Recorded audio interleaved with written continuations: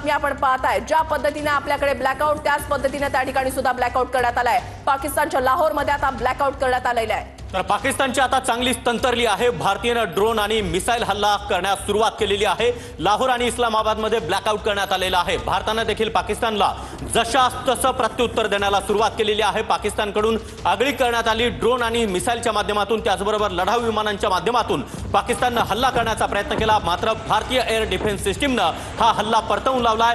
F-16 असेल, J-17 असेल, ही दोन लढाऊ विमानं देखील पाकिस्तानची भारतानं पाडली आणि जशास तसं प्रत्युत्तर देताना लाहोर ड्रोन हल्ला त्याचबरोबर मिसाईल हल्ला देखील आता भारतानं सुरू केला आहे। पाकिस्तानने भारताच्या 3 राज्यांवर हल्ले केलेले आहेत।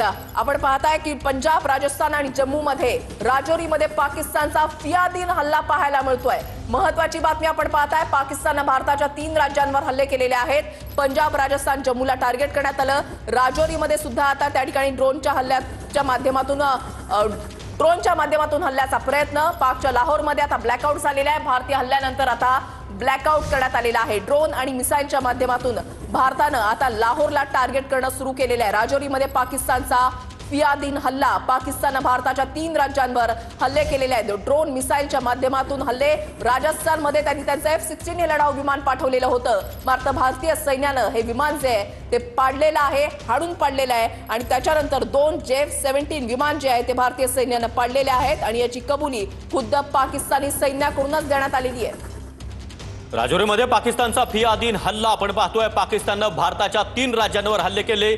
जम्मू, पंजाब, राजस्थान अशा सीमावर्ती राज्यांमध्ये पाकिस्ताननं हल्ला केला। ड्रोन, मिसाईल्स आणि लढाऊ विमानांच्या माध्यमातून देखील पाकिस्ताननं हल्ला करण्याचा प्रयत्न केला। मात्र हे सर्व हल्ले भारतीय एअर डिफेन्स सिस्टीमला परतवून लावले। तितकंच नाही तर भारतीय वायुदलानं पाकिस्तानचं F-16 त्याचबरोबर J-17 हे 2 विमानं देखील पाडलेली आहेत आणि निर्लज्ज पाकिस्ताननं त्याची कबुली देखील दिलेली आहे। आमची 2 विमानं पाडली गेलेली आहेत, आमच्यासाठी हा धक्का असल्याचं पाकिस्तानी लष्कराने म्हटलंय। हा एक नवीन व्हिडिओ जो आहे तो समोर येतोय की कशा पद्धतीने एकत्रितरित्या आणखी एक महत्त्वाची बातमी, भारतानं पाकिस्तानचे 3 विमान पाडलेले आहेत। महत्त्वाची बातमी आपण पाहताय, भारतानं पाकिस्तानचे 3 विमान पाडलेले आहेत। जशास तसं उत्तर दिलं जाईल असं भारतानं ठासून सांगितलेलं होतं आणि आता भारतानं पाकिस्तानचे 3 विमान पाडलेले आहेत। 2 J-17 विमान पाडल्याची कबुली पाकिस्ताननं दिलेली होती आणि आता भारतानं पाकिस्तानचे 3 विमान पाडलेली आहेत अशी माहिती समोर येते। 1965 असेल, 1971 असेल, त्याचबरोबर 1999 असेल,